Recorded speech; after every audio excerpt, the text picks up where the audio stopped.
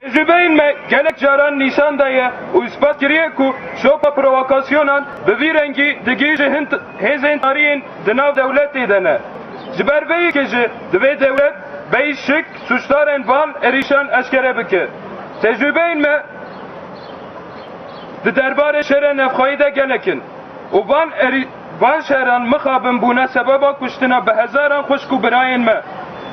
U de her şere nefxayı da ji bili gotin û daxuyaniyan mixabin tutuş nayekirin. Divê gelê me hemû partiyên siyasî û dezgehên sivîl li hember van provokasyonan helwestekê yekgirtî bigirin. Divê em rê nedin lîstikên dijminên gelê Kurdistanê.